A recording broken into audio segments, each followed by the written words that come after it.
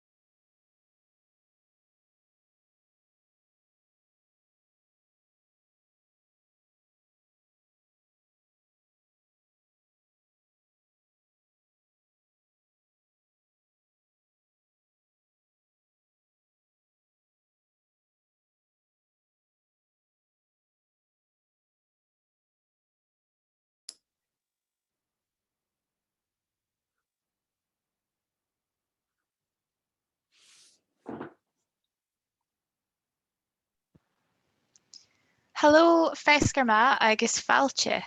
Mór an tang son a tín colorain leine anoch go siúl tír an Tatha Pàirt Ga.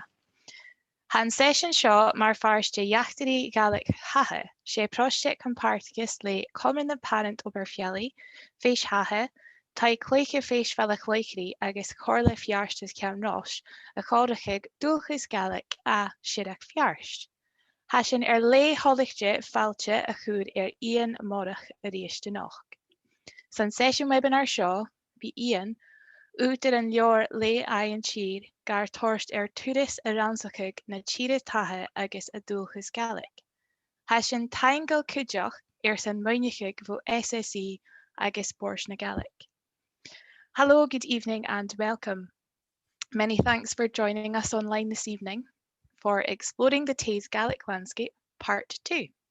This session is part of the Fèis Gaelic Memoir, a collaborative project between Comann and Parant Obar Pheallaidh, Fèis Thatha, Pitlochry Festival Theatre and Perth and Kinross Council. The project will celebrate Perthshire's Gaelic heritage as part of Shades of the Tay, Pitlochry Festival Theatre's 3-year mass engagement project to celebrate the people, places and heritage of this rich landscape.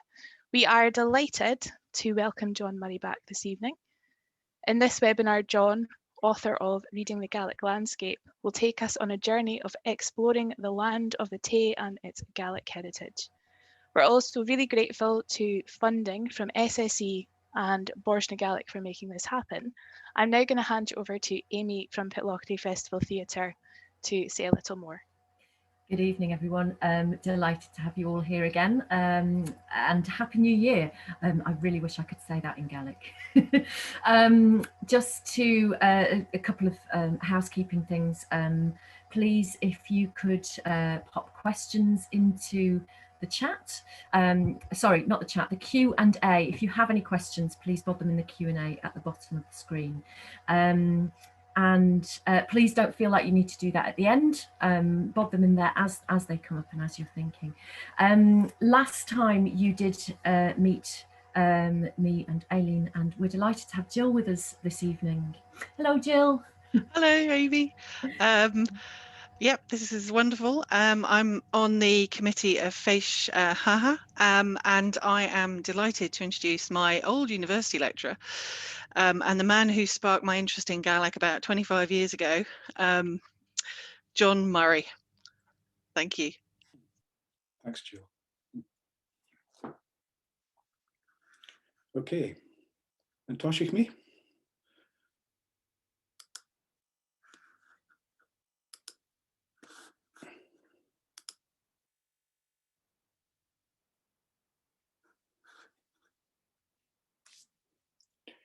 Vele hula dunya jesha, yes? Ha, hasin jesha. Gliva. Right. Falcha orif gu andana huris returv ushkahan nataha. I say ushkahan because we're not actually, as you'll see, going to go beside the River Tay, but all the waters we talk about and pass by flow into the River Tay, and we're starting at the Black Mount, west of Ranach Moor, a Monach Du. So I don't know whether you all know that the Tay actually does begin in a number of tributaries right on the edge of Glencoe almost. And then we're passing through Ranach Moor, through Loch Ranioch, past the famous Siubhal, through Loch Tevel or Tummel, and we will end up in Balachlochry. So that's very, very appropriate for the theatre's involvement in this project. That's great. Right, and this is how the names change as you proceed. So we're starting in Alt Coria Jerevich and moving onto Aving Ba through Loch Buya, Loch Nastanga, Loch Ba, Loch Leiden, Aving Gower, Loch Evoch, Loch Ranach, Loch Tevel, and Aving Tevel. So we don't reach the Tay. And what we don't have in our psychology today, I think, is this connection between Ranach and the West. But it was the road to the Isles. If you're going to the Isles from Rannoch today, you would go up to Lagan, go up to Dromochgar and through Lagan, or you would drop down to Killin and go through Glendochart. You certainly wouldn't conceive of a journey across to Glencoe, which you can see in the distance. So in the past, the south side was known as the Slias Garaf, and the north, its opposite, the Slias Mean. And they were occupied by Robertsons on the south and Minguses, Mengarach, on the north. Now we're beginning right in the west, in the Black Mount, and the three names on the right are all connected with the story in general, I'll tell. So Sron Forcer, so it's the promontory of the forester. And the forester is not somebody who looks after trees, but looks after the deer in a deer forest, a hunting forest. Miallavuri is the hill of the bellowing of stags. And Mial Chinnel would be where you rounded up the stags for the hunt. And the story begins at Corrichan and the Ba. So this is the corrie place of the cattle. And it concerns an Eilidh Van and James I and VI's obsession with tracking down a white hind, which had been seen by his treasurer, the Earl of Mar, the previous year. And the white hind has magical properties. There's lots of pubs called the White Hart, but the white hind had magical properties, was thought to be a link with the spirit world or the underworld. So this was the root of James's obsession, who also, as many will know, wrote a treatise on witchcraft, and we will be talking a lot about witches tonight as well. So unfortunately, they didn't manage to trap the deer. James sent up his own forester, John Scandiver, who was famed for trapping and transporting deer, but on his estates in Hertfordshire and Richmond Park. He certainly didn't expect the kind of conditions you would get on Rannoch Moor in February. And they stayed at Taymouth Castle and moved through Glendochart and up to Achaldar Castle, where they planned their operation. But a blizzard came down and they were unsuccessful. Scandiver was exhausted, so went home. Just while we're here, Achaldar is the field of the hard water, and you get that in place names like West Calder and Calder. It's probably Brythonic. The deer was actually sighted by some of the assistants to Scandiver in Coria and Essen, the corrie of the waterfalls, or the little waterfall rather. Now moving to the right, we see Acheen. This was where the head of Finn McCool was left by a man called Tallaght, who slew him in a battle over a fairy woman in Glendochart. And at the top, we see Clachan, which is the stone of the spring, also marked as the Mingus stone, because that was the boundary of the Mingus estate at the time. And there's a story connected with Clach and Uren, which we'll tell in a moment. So you can see pre-1974, we are on the boundary between Argyll and Perthshire. And you can see, if you look at Lochan Ganich, the sandy Lochan, how close we are to Lochan Mahar Echa, which is the Lochan of the mother of Etiv, which flows into the Atlantic. So we're only, I don't know, quarter of a mile away from water which flows into Loch Leyden and eastwards into the Tay eventually. So we can see the Mingus stone as well, right on that boundary. So it's interesting, a clan boundary has also become the county boundary. Right, I'm going to, actually, before I start, Clachan Uren was where Ernest and Iain slew a witch called the witch of Bainavriach, Cailleach Bainavriach. Only he didn't bury her head down, so which you are meant to do with witches, he buried her head up, so she found her way out and it still haunts Ranach Moor. This was a much nicer anecdote collected by Lady Evelyn Stuart Murray, who was a daughter of the Duke of Atholl in 1891, collected it in Fortingall. So I'll just read it in Gaelic because it is a very beautiful way of talking about women who were usually persecuted and were usually just involved in traditional healing methods. That was enough to get them suspected as witches. So vai falaf leish na fei sconia chuanio ora, dar va chur sound, vihi dolstai de la vohan money a vaik na keeperen, agus vihi giri snurschen ora, agus galavi en sho le kuch va na cruveike, svloinjoch I na fei, agus laag I na miaun, agus laag at smun churstji, agus chud tolichtje, agus verig at den aria oria en sin. Sound a chai cow na lemov, agus huchi leish na fei. The fei, of course, were fairy cattle. Right, and the Cailleach Boin of Rich Coro, Cailleach Vor and Uran Arsht, she would inhabit a high mountain, and she had a spring on that mountain and also a chair. The other story I'd like to tell, it again relates to this idea of boundaries. We have two clans coming together, clan chiefs, Lochiel, Cameron of Lochiel, and I think he would have been a Marquis of Atholl at the time, or the Earl of Atholl at the time, who were disputing, believe it or not, grazing rights over Ranach Moor. And Atholl was determined to win them from Cameron, so he brought a party of men with him. But Cameron had been warned by another Cailleach called Sul Goram that Atholl was going to do that, so he brought his own men with it. Anyway, it didn't lead to a fight. It led to this exchange of words between them, and a sword was flung into Lochan a Chleu. So it's Chleu is the Gaelic for sword, from whence we get Claymore, the big sword.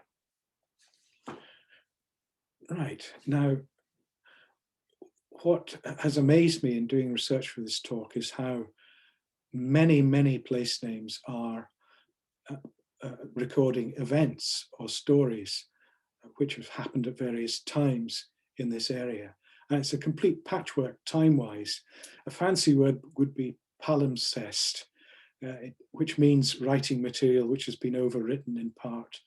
And this is how you can see the place names here. They're different periods. They're not like we might think all of the same period, all of the one layer. And we're going to start with coming in from Loch Avach, the shouting loch, you'll remember, down the Winter River, Avein Gower, and which comes into Loch Ranach at Bridge of Gower, which was in the past known as Cialnachlacher. So that's the stonemasons. Well, see, stonemason's end would be colloquial English, I guess. And the first story I'll tell is a clan fight. You see the place name Kirchen na Folla. Well, Folla is the genitive of fool, meaning blood, and it records the killing of a party of Appin Stuarts on their way to Appin across the Road of the Isles by Clown Iain Vuya, the clan of yellow-haired or fair-haired Iain.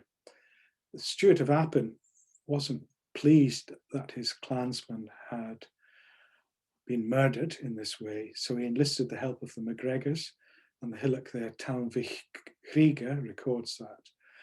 And they ambushed Clown Iain Vuya and slaughtered them.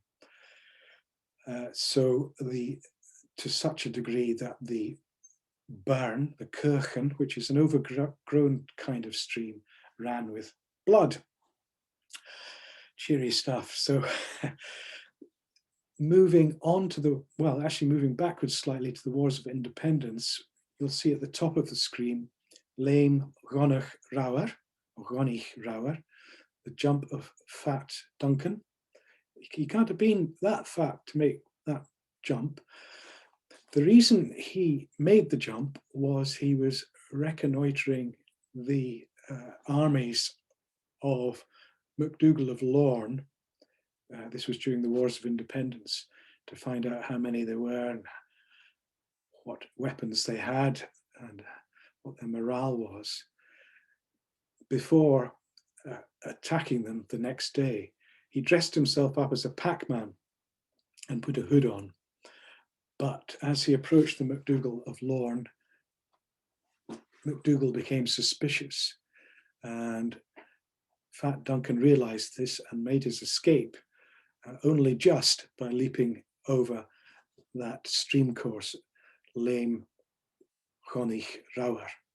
You get quite a few lames in place names, sometimes recording jumps of men escaping, sometimes jumps of sheep.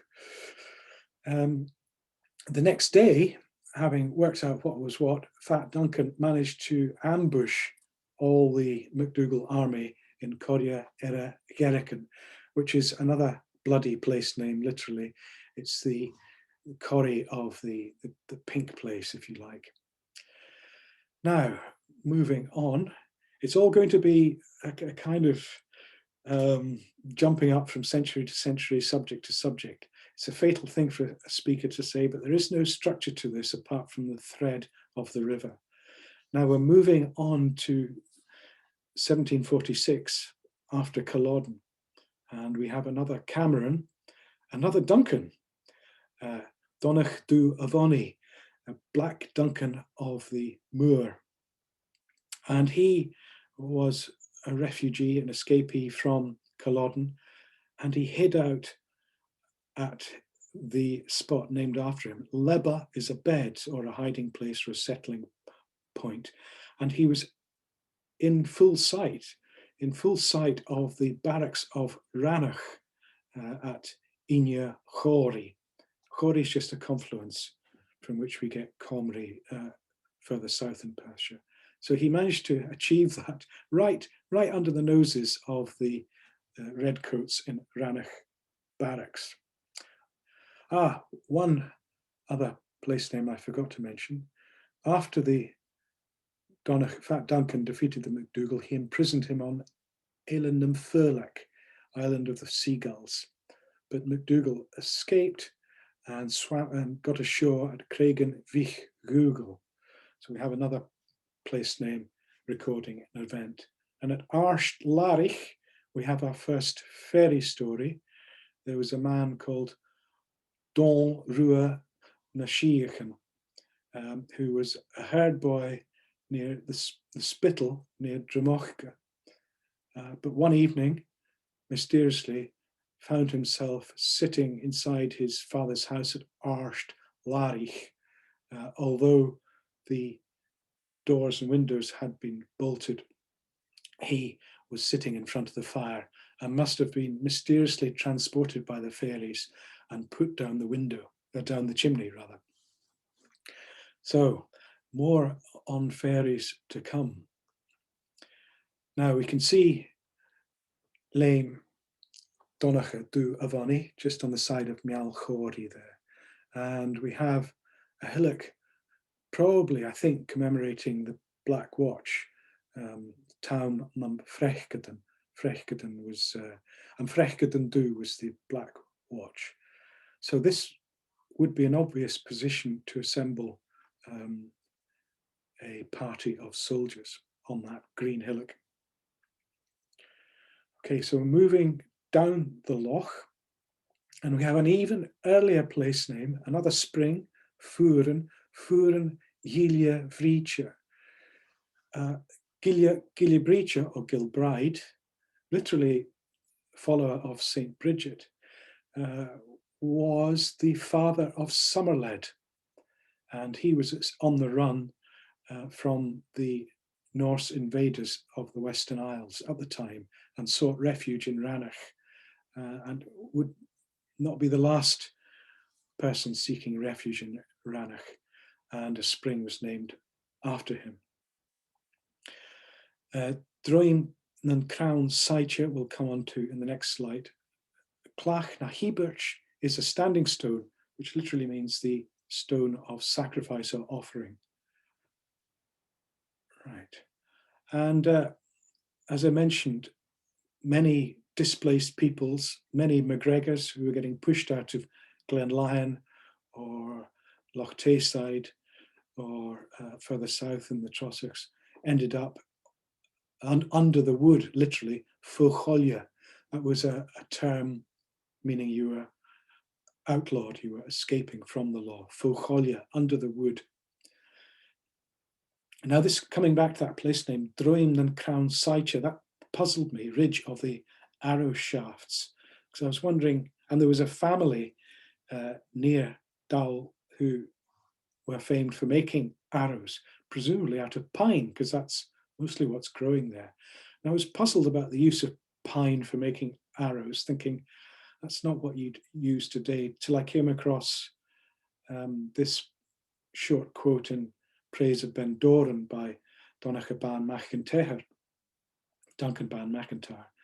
and he talks about Morga Cuain Gyar le Chrawn Gwish Hain. And this sharp, thin spear was used for spearing salmon.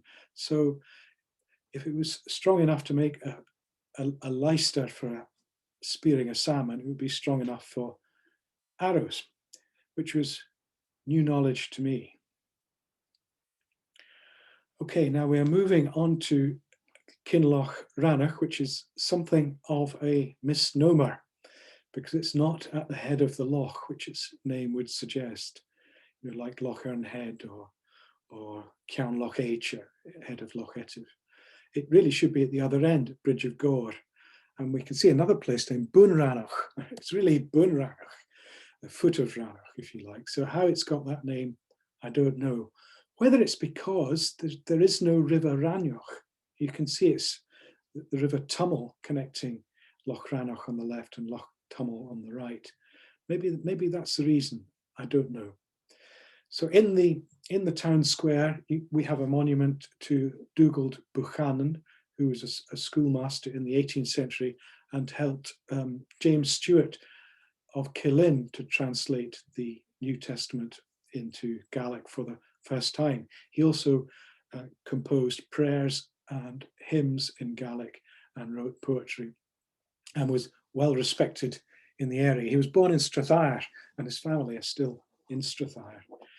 And then we come across the First World War monument. So we know Gaelic is still spoken in Ranach at that time. Vasichat our sonna, they died for our sake. Now, we have another tale of a battle during the Wars of Independence, another one involving Fat Duncan, Donacha Rower, or Rever, and Dal Chosny is where the battle was situated, and it means the meadow of the victory, of winning, literally.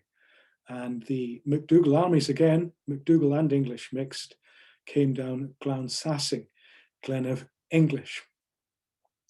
And again, we have another place name connected with 1746. The stone Clach Sculpture was supposed to have split, sculpture meaning split, after the Battle of Culloden. Earlier than, I missed out the place name, Dal Chosny was signalled from Las an Tulich, and Las an Tulich literally means the light or the beacon on the hillock. So in colloquial English, I suppose it would be Beacon Hill. And finally, the Catan, the river there, which may be something to do with the battle, Cur is Catan is Conlish, Tri Ushkichan the Halapa. They were, according to an old saying in Gaelic, the purest waters of Scotland. Conlish is actually next to Bendoran, and Cur is in Glenlyon. Right, now we're moving further on. We have another standing stone with a curious name on the left, Clach of Varshanshire. So it's a stone of the merchant. And this is a really bit of a sad tale. a packman took a rest by the standing stone, leaned against it, put his pack on top of the stone with the strap still round his neck. The stone fell off and throttled the merchant, which is a really sad thing to happen to a weary travelling salesman. Moving on, we have a place name which refers to some of the last wolves in Rannoch. The people would drive them out of the wood of Rannoch by setting fire to it. And one wolf swam across Loch Rannoch, made for Bainach Chuaillich, but smelling cooking coming from Mula Navati, wasn't called that then, goes into the house through the open door, sees a baby in a cradle and makes for it. Luckily, the wife spots it and hits it over the head with a girdle. She was making girdle scones at the time. So hence the place name, Mulan Avathiali. So it's the mill of the wolf. Now, this is another one for my collection of unpleasant Sheeling names. If you've been following these talks in the past, we've talked about Ari Gruamach in near Glenquaich, Glenfiunda, and we've got Arin and Coolock in Rannoch on the south side of the loch, Ari of the flies. Now Rui is this Perthshire form of Ari. It can mean a strip of land, but in Perthshire it's equivalent to an Ari. And I've circled Loch na Caillich because it's a link to our next slide, but it shouldn't be confused with Cuaillich, which is an older word for a wild boar, usually torque, but Cuaillich is another word. So Cuaillich and Caillich are quite close. But I think this is another snouty mountain, which is why I've put Bain a Chuaillich on its side. You can see that long snout descending from it. So it's a bit like Bain Golapin in Glen Shee or Craig Chuaillich in Glenquaich, mountains with the form of the snout of a wild boar. That's my speculation. Okay, now we've moved west along the Road of the Isles and down the Firth of Lorn, flown like Caillich Bainavriach to Jura. And why am I putting this slide up? Because in Jura we have a named scrape in the landscape, and a loch of the scrape and a hillock of the scrape. And the scrape is made by the winter witch, a Caillich Vir, or the sharp or keen or pointed old woman, the winter witch. And she would beat the ground at the end of summer to kill everything green. The reason I'm going to Jura is because there is a story of a similar scrape on Siubhal, but it's not recorded in place name. So I was well pleased to find this scrape on Jura, which led me to look at the aerial photo of Siubhal and find in this case, Screep na Búchich. So just before we leave, the Caillich Vir is painted by John Duncan, who was a Celtic revivalist artist of the 1920s and 30s, worked with Patrick Geddes on his evergreen journal, amongst other things. So this kind of reawakening of Celtic mythology was very commonly explored by painters and artists of the period. Right, and here we have it, Screep na Búchich. And I think that's a fairly compelling case for the scrape being there. So this is a traditional piece of verse about what she did.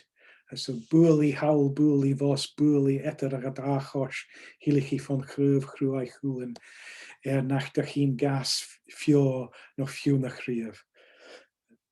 And eventually, when she can't stop spring shoots emerging, she becomes enraged and throws her staff underneath a holly tree, and it still persists in discouraging any growth.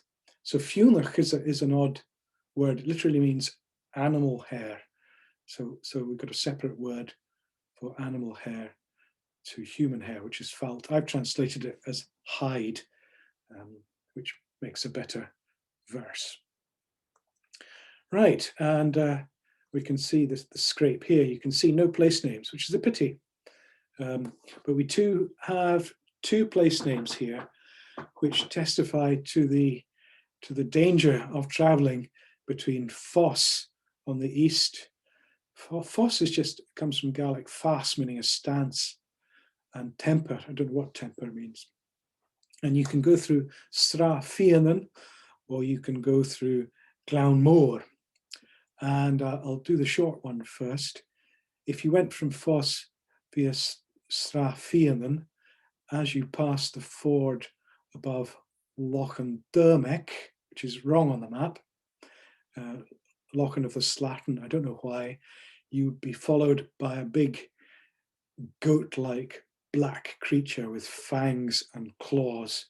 And some people were murdered until the goat was tracked down and beheaded. And the head was thrown on a crag by the loch and turned to stone, which you can still see by the side of Lochan Dermec, as you can see in the sketch. The other story is rather more complicated, and it concerns the place name Uaibh Taum Avorir. So this is the cave of the hillock of the big man. That's very clumsy in English. You can see how Gaelic can string a long series of nouns and adjectives together and make something which, unlike English, isn't awkward. It's quite neat. Uaibh Taum Avorir. And there's the reason for this place name, although the story's been recorded by Lady Evelyn Stewart Murray in two other locations in Perthshire. A humpback was travelling to see his friend, who was also a humpback. The traveller started at Fèis, and his friend was at Temper. And he decides to take the long way through because it's such a nice summer's evening. And I'll move on to the next slide to tell the story. Because as he passes Uaibh Taum Avorir, he hears a song coming from the cave. And it's the fairies who are singing it, and they're singing Jilu and Jimarsh Jikiatan. And he's entranced by the song, which again is a common occurrence. Some people become so entranced they disappear in a fairy hillock and don't come out for years, although they feel only an hour has passed. But this didn't happen to this man. Instead, he joins in the song. So the fairies sing Jilu and Jimarsh Jikiatan, and he goes Jiasternia, Jihernia. And the fairies hear this and say, Kucharich Porscht, who has changed our tune? And they come out and see him, and they say, what can we do for you? And he says, if you could rid me of my hump, which they do. And as he continues his journey to Temper, it grows smaller and smaller, and soon he is walking as upright as a soldier. And he reaches Temper and tells his friend about this. And the next night, his friend thinks, perhaps I can do the same. And as he passes Uaibh Taum Avorir, he hears the same tune, Jilu and Jimarsh Jikiatan, and he joins in.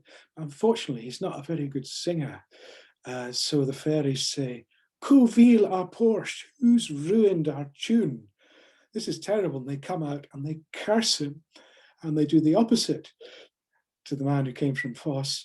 They make his hump grow bigger and bigger and bigger as he walks. And eventually, when he reaches his house at Fèis, he is too big to get inside the door. and henceforth has to live outside. And when he dies, he has a coffin which would have accommodated 20 men. So that's the big man celebrates this huge hump which has grown on the unfortunate humpback from temper. So the moral is, don't join in songs you might hear coming from a fairy hill or cave. The oval on the side of Siubhal relates to the next story, and this is much more contemporary and concerns astronomers. Probably some of you have heard of this, and some of you know the physics. I don't know the physics. Well, I've tried to understand them, but I can't. Anyway, Siubhal was chosen for an experiment by Neil Maskelyne, who is the Astronomer Royal in Greenwich. And the experiment was to determine the mass of the Earth, which sounds an incredible thing to do, and incredible to come to Siubhal to do it. But Siubhal was selected because it's relatively the same gradient all the way around, and it's detached enough from other mountains not to upset the method of the experiment. And the method was looking at the deflection of plumb lines at various points around the mountain. And the thinking was, if you could measure the volume and therefore the mass of Siubhal and the amount the plumb line deflected from the vertical, you could extrapolate to work out the weight of the Earth. As I say, I don't understand this, but there you go. That's the story. But what was interesting was they collected place names because they needed to work out exactly where the points were they were making their measurements. And this is a very early place name gathering exercise. And I've put the ones which are on the current map in red and spelt them correctly in correct Gaelic. But these guys have written down stuff pretty much as they heard it. And actually, if you sound it, it's quite accurate. So it's a record of how Gaelic was pronounced at the time in Perthshire. And as you can see, they've recorded many more than are on the current map. So we get an idea of what was in use at the time compared with what was collected over 100 years later by the Ordnance Survey, and how flexible it was. Interestingly, there's no cave of the Hillock of the Big Man there at all. We do have Loch of the Slattern, which I've ovaled in red. You can see it's Lochan Dulmac, which is close enough.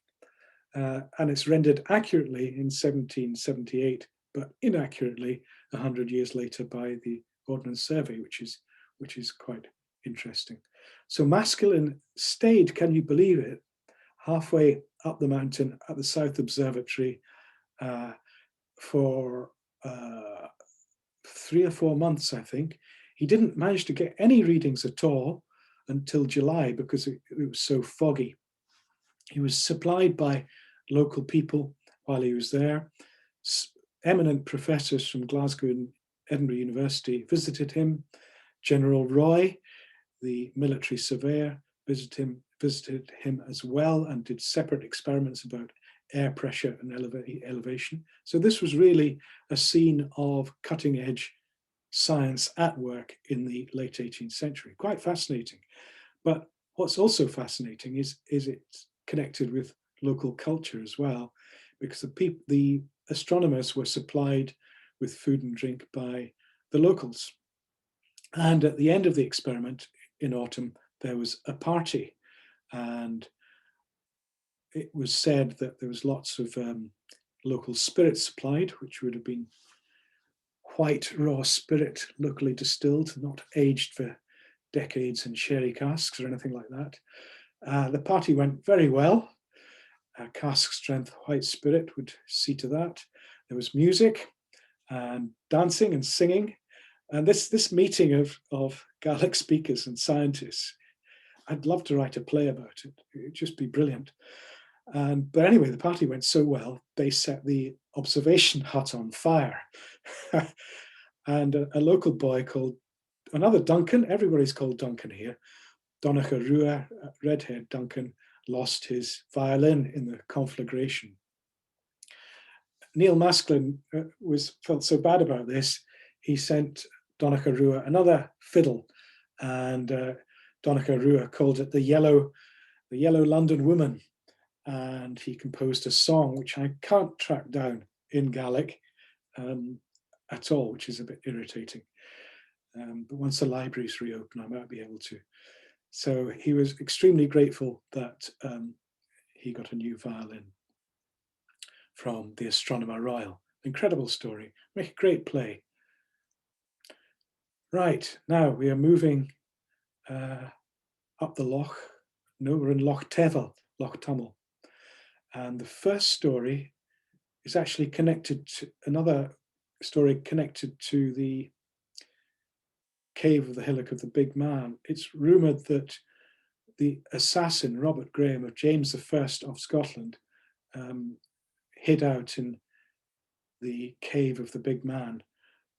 But it's more likely, it seems, that he was captured by the Mingis and Stuart of Garth at Alt Ghreimich in 1437 and taken to Perth for torture and execution at that time.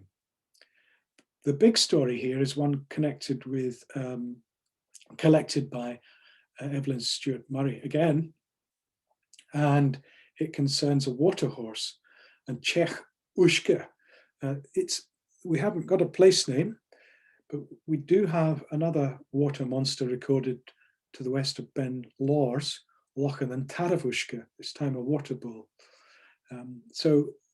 And Echushka's inhabited lots of lochs, supposedly Loch Avach as well.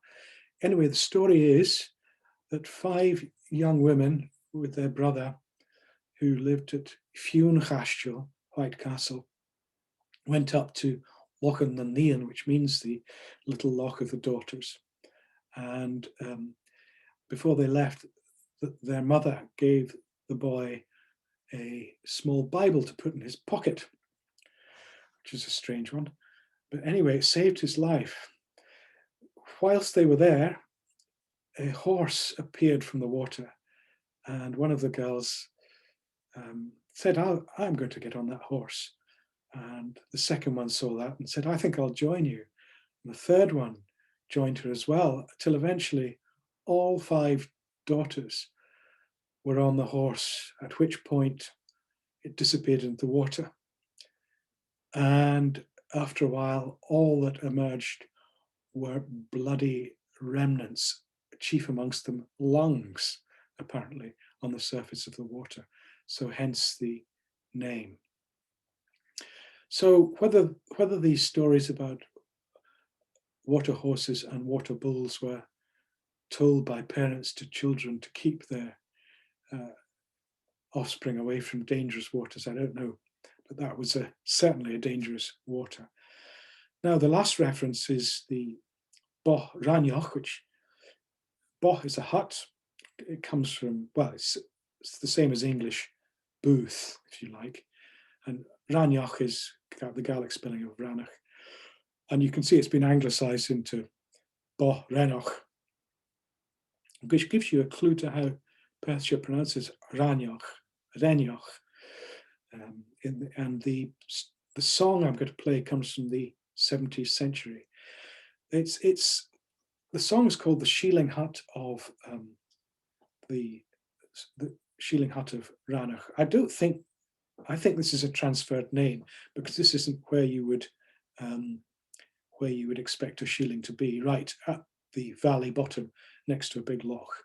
So I think it's transferred. But anyway, it serves as a link to the song, which we'll play part of. Bohan, Ari and Brai Ranioch. So that Ari is the normal word for a shieling. Just a wee bit about the song.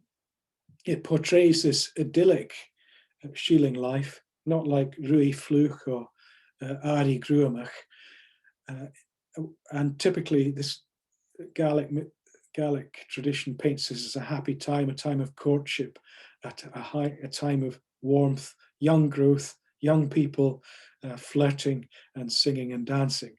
And this is a fantasy sung by a young woman who's clearly fallen in love with a well-born young man, because it refers at one point to his beautiful ironed tartan breeks, which an ordinary man would not have. And it refers to him going to Glengarry to bring her rings and jewels, which seems unlikely coming from Glengarry. But Glengarry was traditionally where the Aryan or shillings of the Munchia Ranach would be, the people of Ranach would be. They don't play the beautiful last verse, which I think is beautiful. Be a chuig sa smooten gol kulgun chraniv, be and dav dan savuri garduska savating, which really paints this little paradise of the young girl dreaming of her lover in her hut. So without further ado, we'll just play a couple of verses of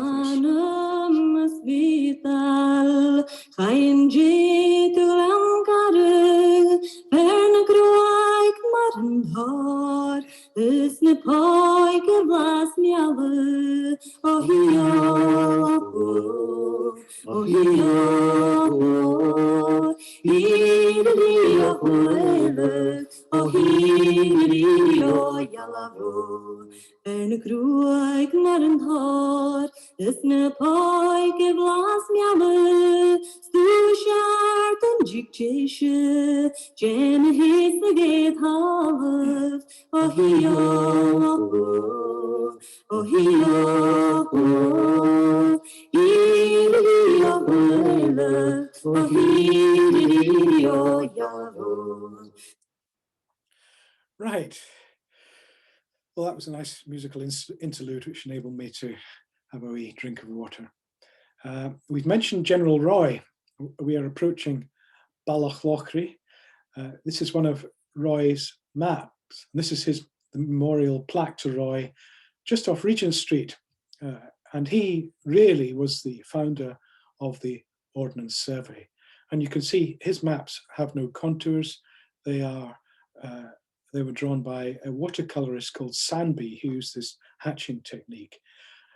Interestingly, the Siubhal experiment was one of the first instances of the use of contours, but it happened after Roy had produced these maps.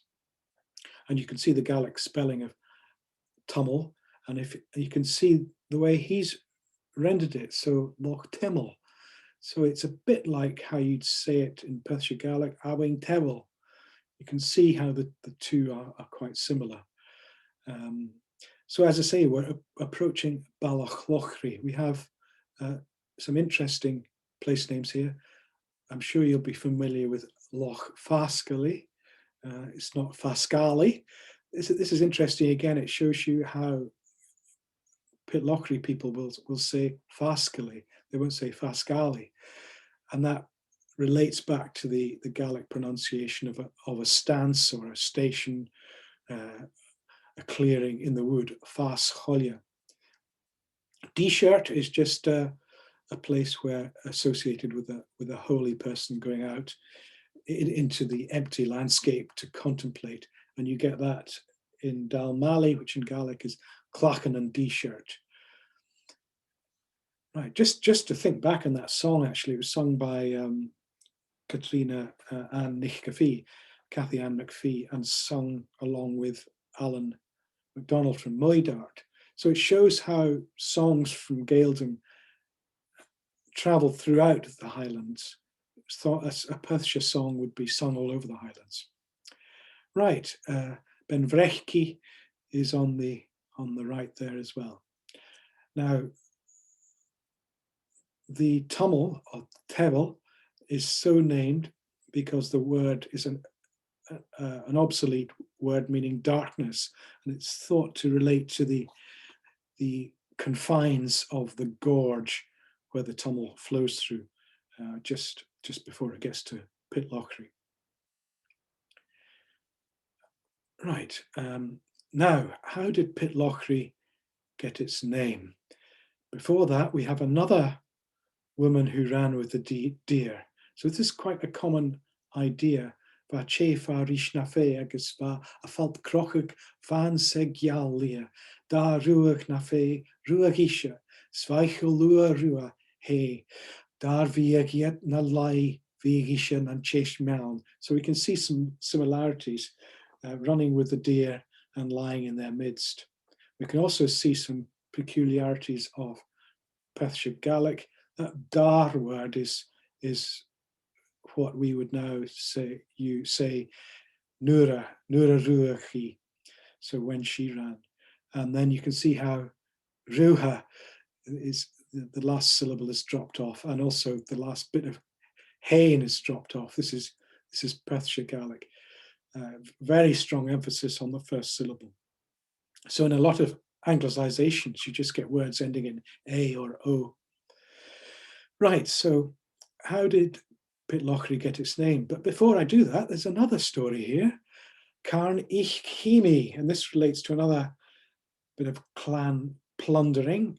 Fraser of Lovat this time, who is typically Machchimi or Machshimi, son of Simon, comes down to Athol, vowing it to steal all the livestock down to the last bit of poultry, and he's carrying them off up Glown Banavy, and he hears a cockerel, and he sends 7 of his men to go back and get that last cockerel.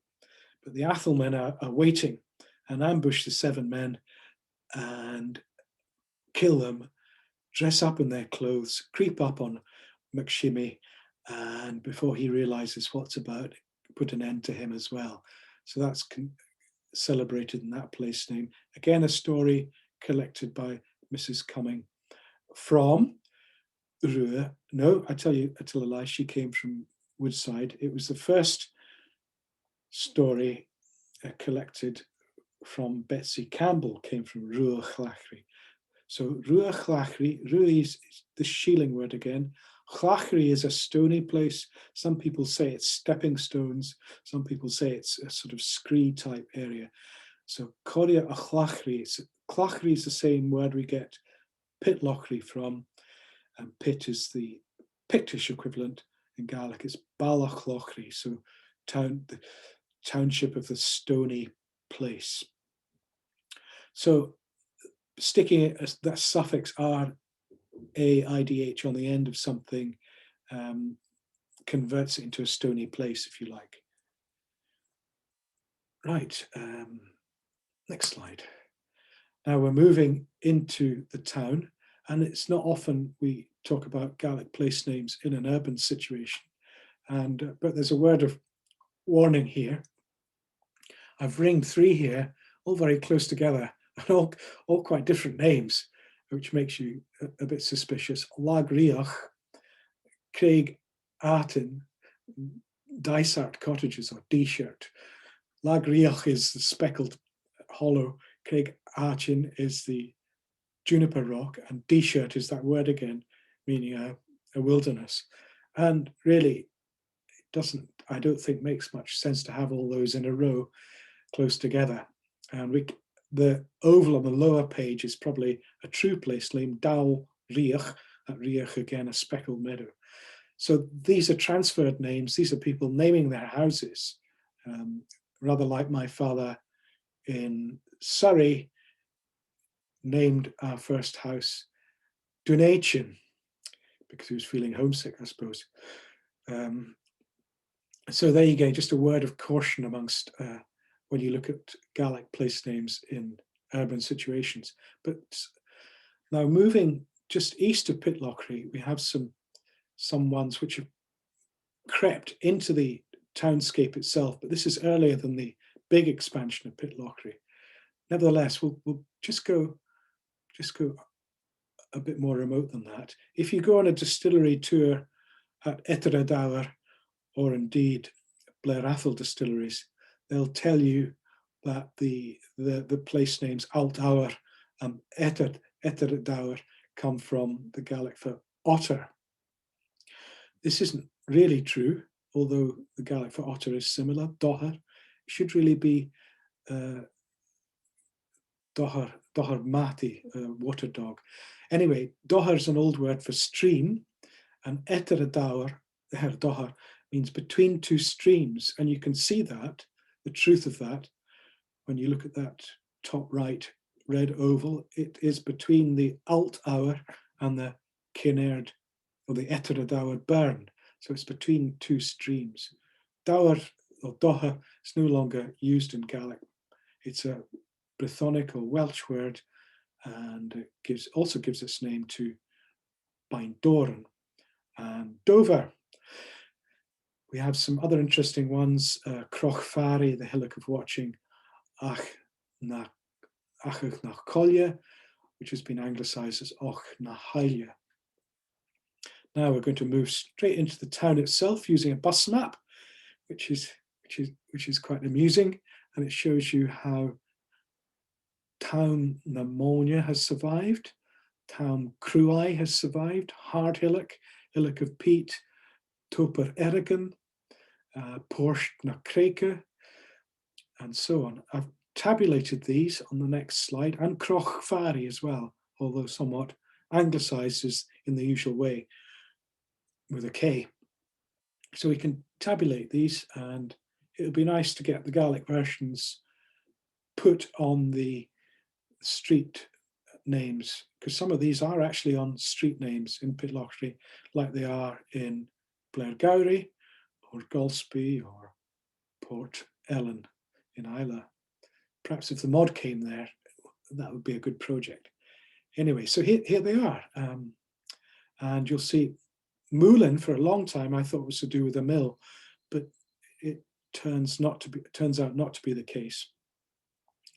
Just going down the list to the third from bottom, Toper Erican. Ferrican was a Celtic missionary who was known in the area, and the well is still there. I can't testify whether Town Cruai is hard or Town Pneumonia has peat on it, because nowadays this is all covered in housing, Victorian housing. But Moulin or Overlin, and Merle is the Gaelic for bald, it was the oldest settlement. It's where the drove roads came over from Strathardle. Pitlochry really only grew up with the railway. Now, on that old map, I had a little oval circle, and this is the oldest house in Pitlochry, which dates from the 18th century, and in it was a brawl between two Stuart cousins, one from Sheerglass and one from Bonskirt. So it ended up in the death of one of them, I've forgotten which one, but the murder was carried out with a dagger still through his lower lip in the pub, from the pub of James Stewart, Ty Hamish Stewart. But he escaped to France before being tried for murder. So now I'm afraid we are at our end, and we haven't even reached the Tay. But the Tummel is a mighty river in its own right, and it is full of the most magnificent salmon who are strong and fight hard in that strong current. So thank you again for listening to this rather complex patchwork of dates, names, and places to do with robbers, Jacobites, fairies, witches, freedom fighters, astronomers, water horses, inhabitants of Sheelings, evangelist, Celtic missionaries, and Presbyterian ministers.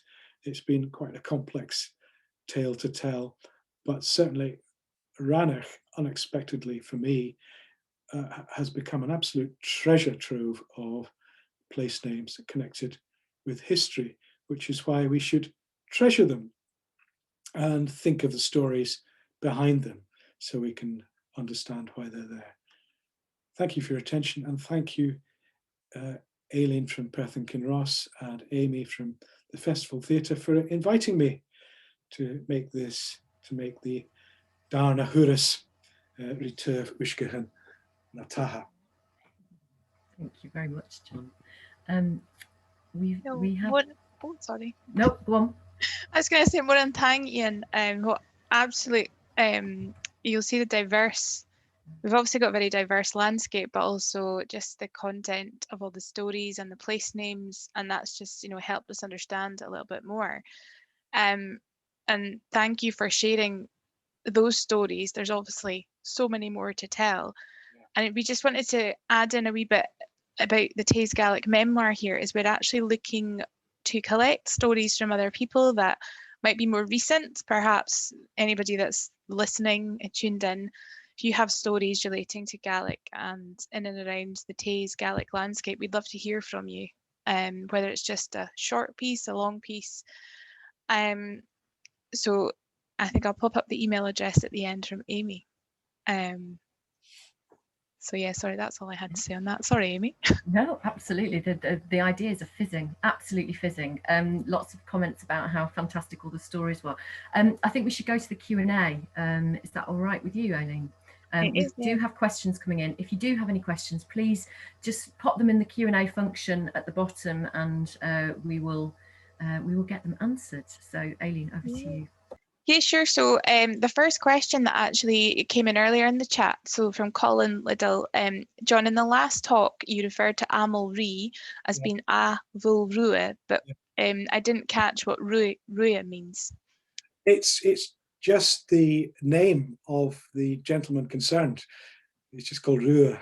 So he's bald because he's got the tonsure of a Celtic priest, which typically that way over the head. No, it's the other way, ear to ear.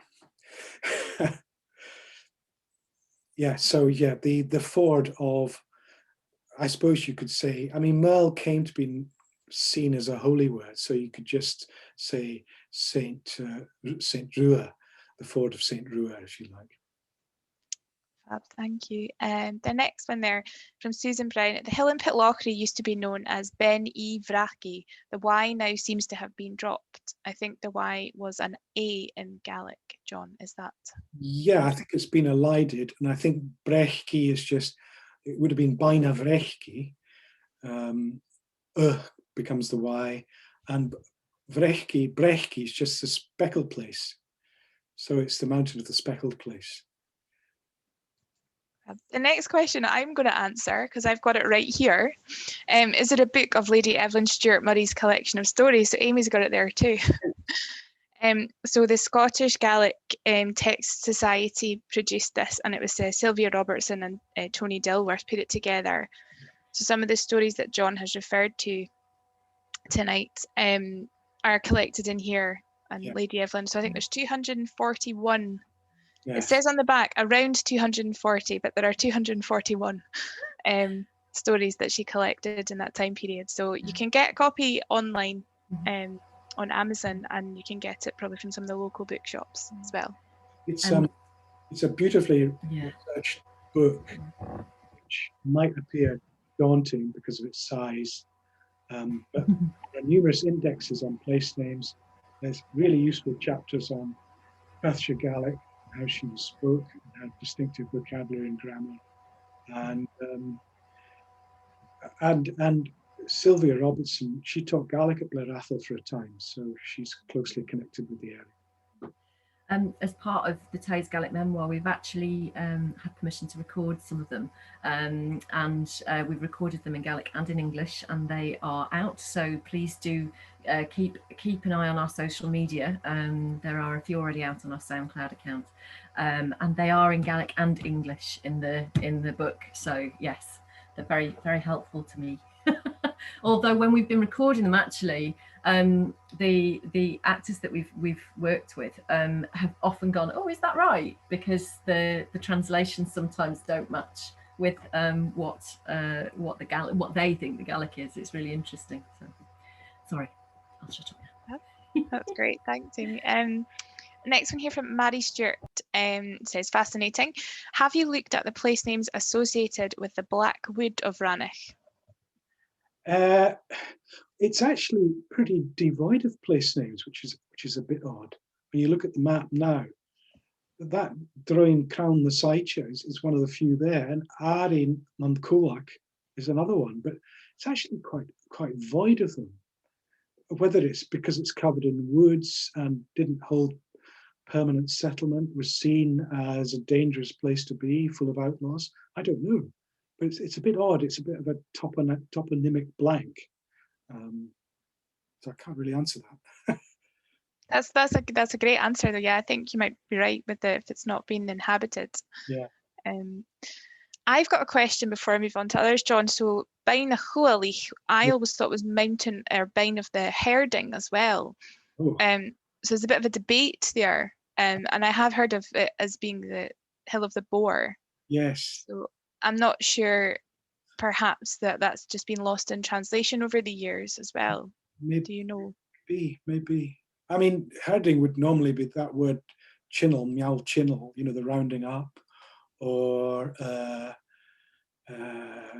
crúneach might be in there, crúnich, or gavalach, you get that word, taking.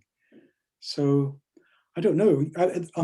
Unfortunately, and again, I repeat, the name books got lost in Southampton during the Second World War, so we can't go back. So we'd have to go back even further than that to find out whether there's an earlier reference from estate maps, estate papers, which I haven't done.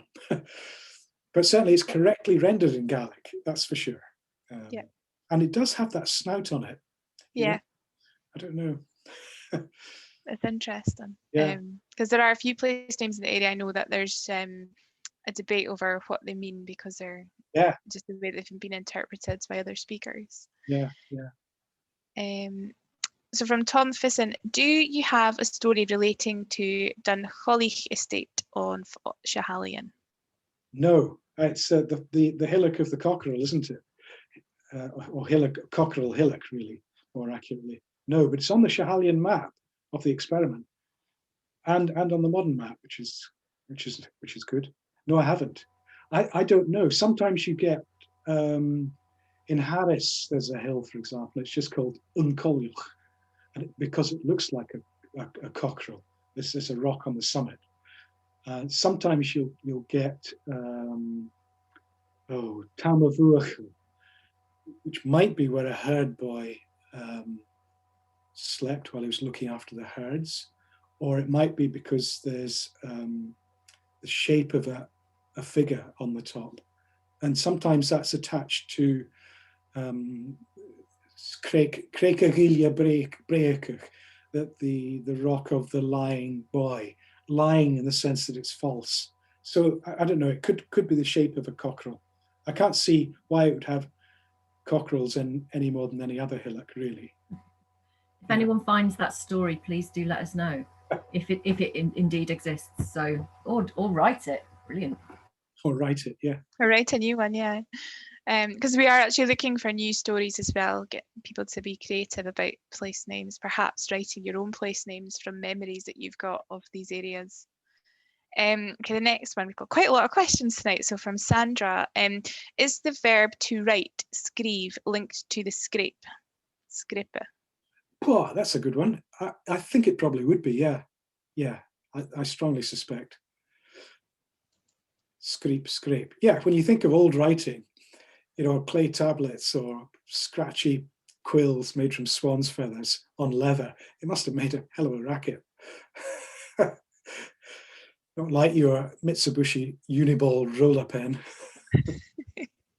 We actually have there's a witch's steps in Perth, not too far from where I am, and that has scrapes all the way down it, and that seems to be where the place name came from as well. I don't know if it's got a Gaelic name in the past.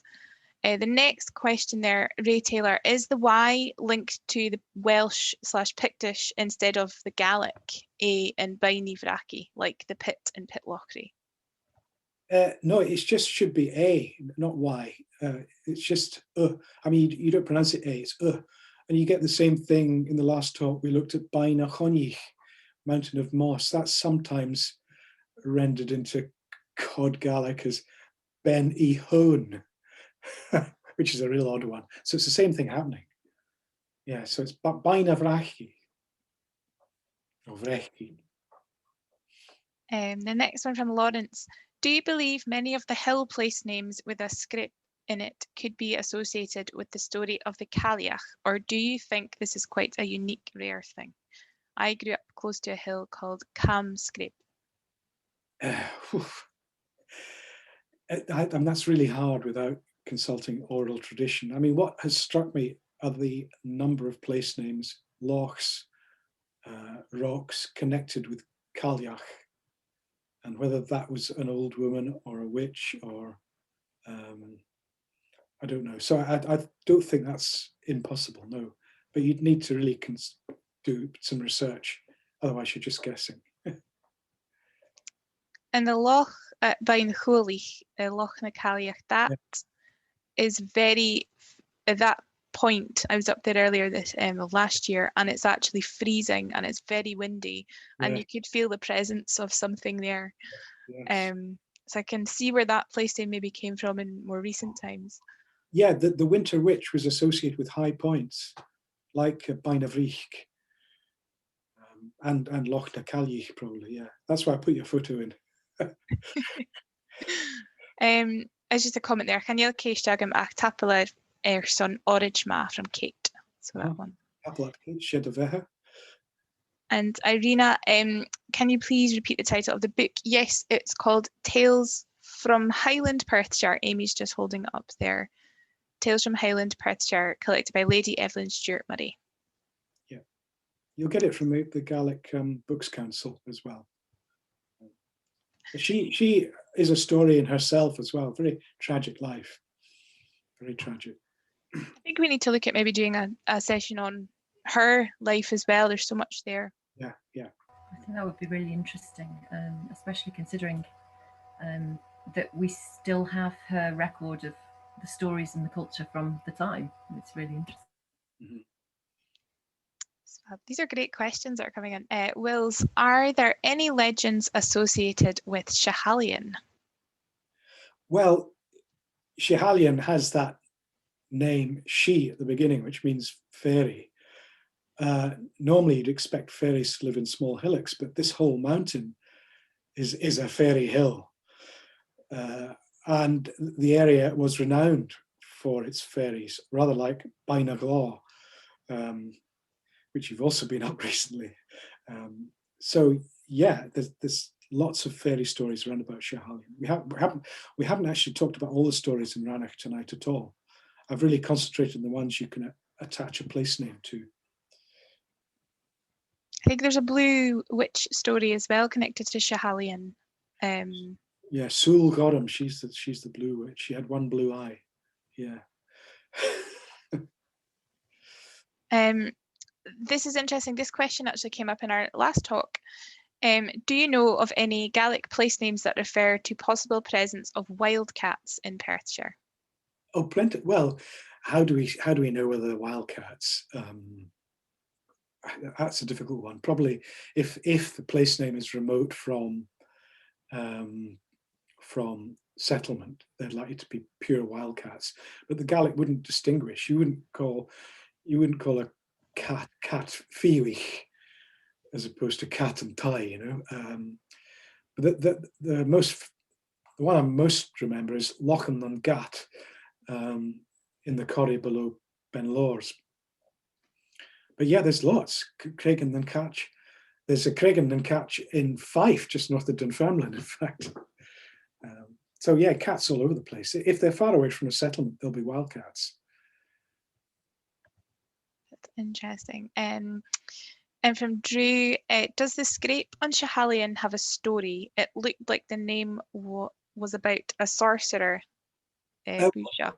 The Búiseach made the scrape in her beating of summer out of the ground with her stick.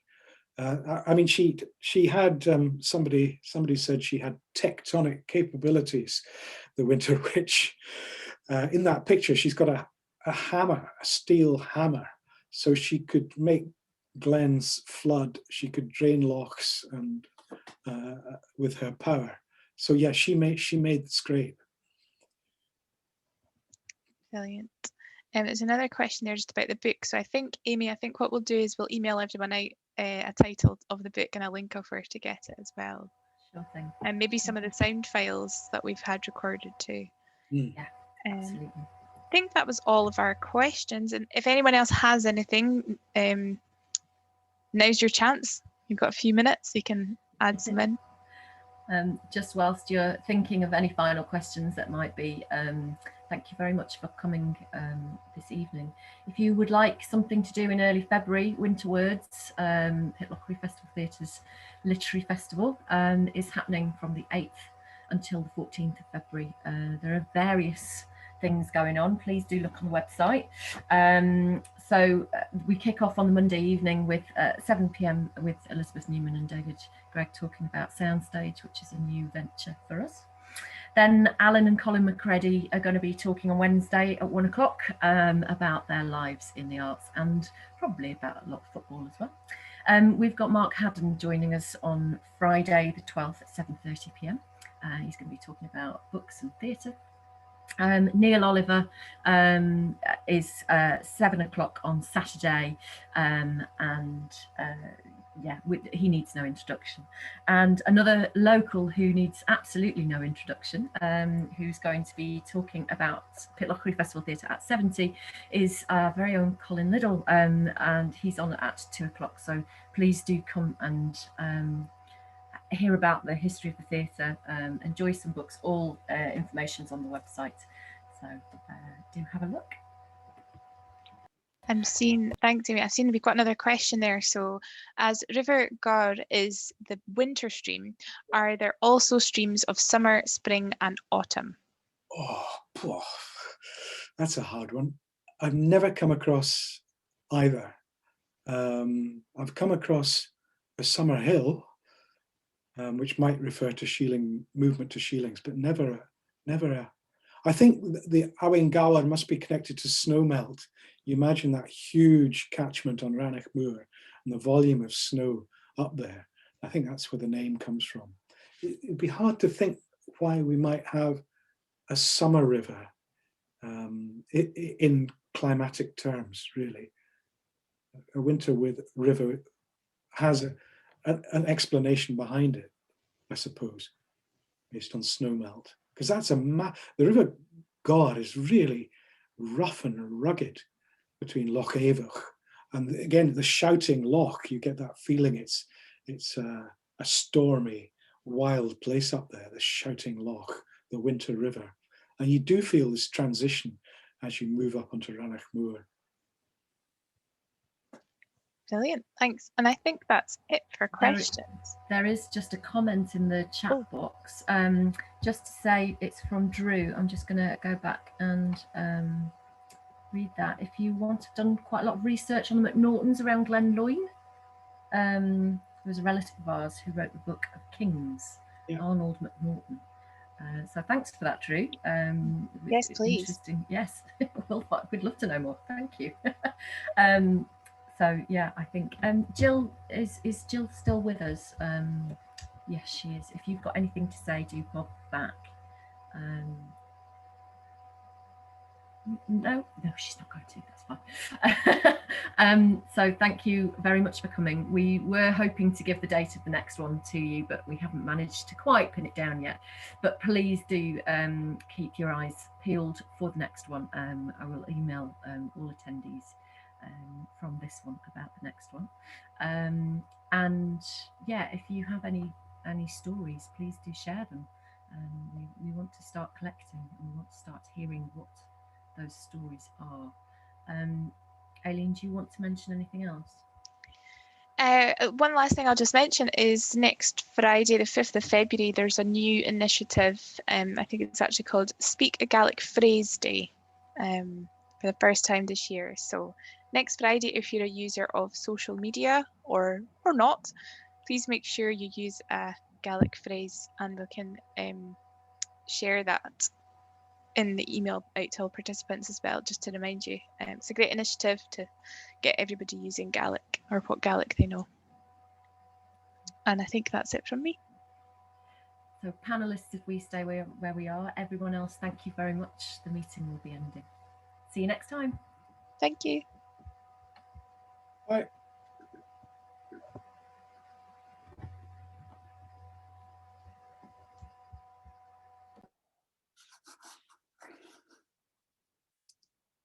Good. Right. You're still there, though, aren't you? Yes. Hello? No? We're just waiting for a few more people to leave. Yeah, sorry about the date. It's just I'm right bang up against the back of the Fife talk. No, don't worry at all. Don't worry at all. It's great that you're popular. Clearly, you are the hottest ticket around. So we are by ourselves now. Thanks very much. Brilliant. So many brilliant ideas in there. God, I've just been writing.